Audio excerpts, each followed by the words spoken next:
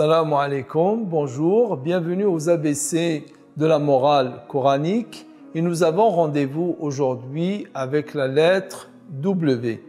Et pour cette lettre, j'ai choisi le Wa'd et le Wa'id. En fait, la promesse et la menace, la crainte et l'espoir. Le musulman doit tout le temps vivre entre ces deux dispositions. Le Wa'd, c'est la promesse que Dieu lui a faite, qu'a faite à tous les croyants. Donc, il est porté vers cette promesse et donc aspire à atteindre cette promesse que Dieu a faite à tous les croyants, à tous ses adorateurs. Et le Wa'id, c'est les avertissements, c'est les mises en garde. Donc, c'est ce qu'on appelle aussi par ailleurs, dans un terme, une expression très célèbre, at-targhib wa at-tarhib, c'est-à-dire motiver la personne par les récompenses, les rétributions vertueuses que Dieu a réservées aux bienfaisants, et aussi at-tarhib, la crainte ou la mise en garde par les châtiments que Dieu a réservés aux désobéissants, aux transgresseurs et aux pécheurs. Le croyant vit entre ces deux dispositions.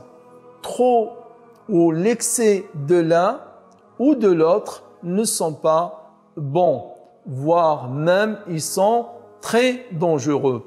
Un excès d'espoir, de loin, va faire que la personne peut-être comptera toujours sur l'indulgence, le pardon et la miséricorde de Dieu, et va peut-être faire qu'il ne soit pas attentif que Allah n'aime pas ceux qui transgressent. Allah n'aime pas ceux qui dépassent les limites que Dieu a instituées.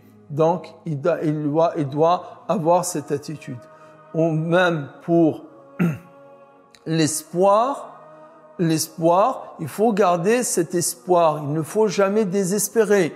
Quelles que soient les fautes de la personne, quels que soient ses péchés, ses manquements, ses négligences, il doit toujours avoir dans son cœur cet espoir que s'il revient vers Dieu, s'il revient vers Allah, repentant, demandant son pardon et espérant sa clémence, il trouvera Allah clément et trouvera Dieu pardonneur. Au point où dans une image, Allah nous dit, le prophète, il dit dans un hadith saint, il dit « Ô fils d'Adam, si tu viens vers moi avec des fautes qui ont atteint le ciel et tu me demandes pardon, je te pardonne. » Et aussi l'autre hadith « Ô fils d'Adam, quand tu t'approches de moi d'un pan, je m'approche de toi d'une coudée. Quand tu t'approches de moi d'une coudée, je m'approche de toi d'une brasse.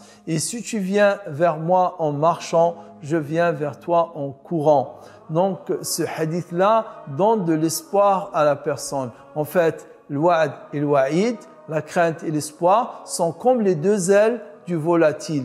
On ne peut pas voler avec une seule aile. De même, on ne peut pas vivre uniquement avec l'un ou l'autre, mais avec les deux en même temps, l'espoir et la crainte. Puisse Allah faire de nous des gens qui l'espèrent et qui le craignent. Amin.